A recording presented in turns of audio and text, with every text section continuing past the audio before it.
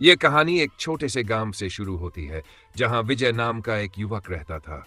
विजय एक साहसी और निडर इंसान था, जो भूत प्रेत जैसी कहानियों पर बिल्कुल भी विश्वास नहीं करता था।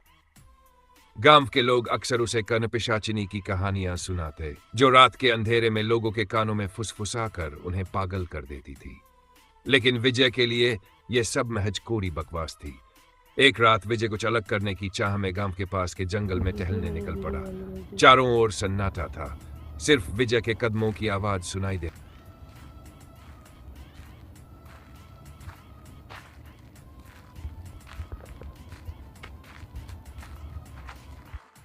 जैसे जैसे वह जंगल के अंदर बढ़ता गया, उसे एक अजीब सी बेचैनी महसूस होने लगी। अचानक उसे ऐसा लगा जैसे कोई उसका पीछा कर रहा हो, लेकिन जब उसने मुड़कर देखा तो वहां कोई नहीं था। उसने सोचा शायद यह उसका भ्रम था। अचानक उसे एक धीमी फुसफुसाहट सुनाई दी, जैसे कोई उसके कानों में धीरे धीरे कुछ कह रहा हो। विजय चौंक गया। उसने इधर उधर देखा, लेकिन वहां कोई नहीं था।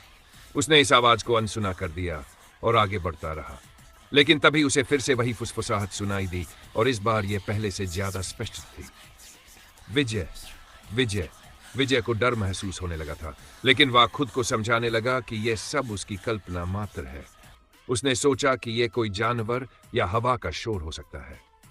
वह तेजी से घर लौटने की सोच रहा था, लेकिन उसके कदम धीरे धीरे रुक गए। अब आवाज और भी नजदीक से आने लगी।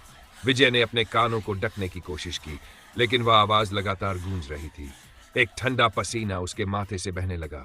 तभी अचानक उसके सामने एक धुंधली परछाई प्रकट हुई। यह कोई और नहीं, बल्कि कर्णपिशाचिनी थी। वह विजय की ओर धीरे धीरे बढ़ रही थी। विजय की धड़कनें तेज हो गई। वह चीखना चाहता था, लेकिन उसके गले से आवाज नहीं निकल रही थी। विजय ने पीछे मुड़कर भागने की कोशिश की, लेकिन उसके पैर जैसे जमीन में जड़ हो गए थे। कर्णपिशाचिनी ने धीरे धीरे उसके कानों के पास आकर फुसफुसाना शुरू किया।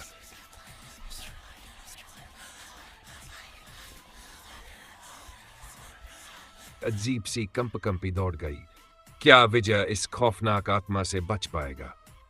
क्या यह सच में कर्णपिशाचिनी थी या महज विजय का भ्रम? ये जानने के लिए देखिए एपिसोड कर्णपिशाचिनी की भयानक कहानी। एपिसोड